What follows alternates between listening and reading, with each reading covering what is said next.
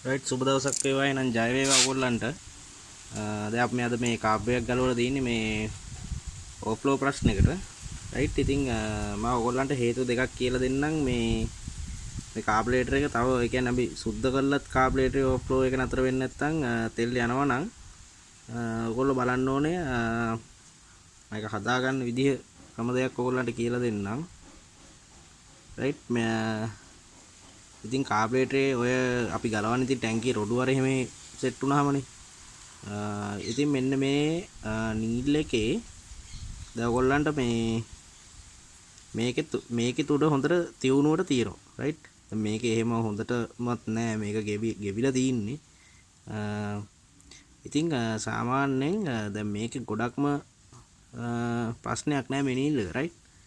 ගොඩක්ම ප්‍රශ්නයක් එන්නේ මෙන්න මේ නීල් එකේ මේ තුඩ ටික පල්ලෙහාට වෙන්න වගේ සෙට් එකක් වගේ රවුමට වැටලා තියෙනවා නම් බලන්න ඕගොල්ලෝ කාබ්ලේටර් ගලව බලාවට ඕෆ්ලෝ ප්‍රශ්නේ නතර කරන්න බෑ මේ රොඩු තියලා අපි සුද්ධ කරා කියලා. රයිට්. තව දෙයක් ඕෆ්ලෝ ප්‍රශ්නේ එතකොට අපිට එහෙම වුණොත් නීල් එක දාන්න වෙනවා. මෙන්න මෙතන මේ හෝල්ඩර් එක තියෙනවනේ මේ වැටෙන.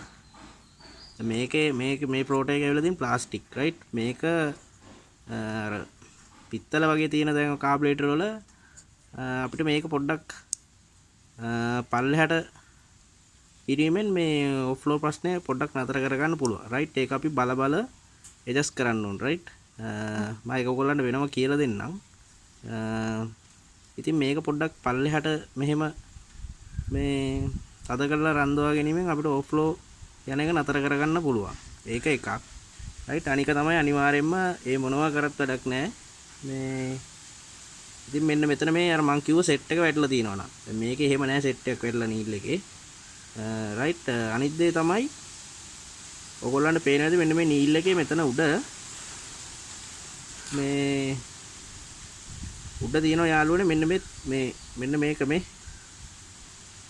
මෙන්න මේක ස්පින් වෙන්න ඕන. රයිට්. ඒ කියන්නේ ඔයගොල්ලන්ට පේනවද දන්නේ නැහැ. මෙන්න මේක බලන්න වැඩ කරනවද කියලා මේ. රයිට්. දැන් මේක වැඩ එහෙම අවුලක් නැහැ. රයිට්. ඇතුලේ පොඩි ස්ප්‍රින් එකක් තියෙන මේක හිර වෙනවා යාළුවනේ මේ රොඩු ගිහිල්ලා. රයිට්. එහෙම වුණාම මෙයා තෙල් වහගන්නේ නැහැ. රයිට්. මේක මෙහෙම ඇතුලට එබිලා තමයි මෙයා තෙල් වහගන්නේ මෙතන රබර් එකෙන්. රයිට්. එතකොට මෙයා මෙතන හිර වුණාම මේක ඇතුලෙන් තෙල් ලීක් කරනවා. පල්ලෙහාට. රයිට්. අන්න එතකොටත් ඕෆ්ලෝ යන ප්‍රශ්නේ ඉතින් ජීවිතේට හදන්න බෑ.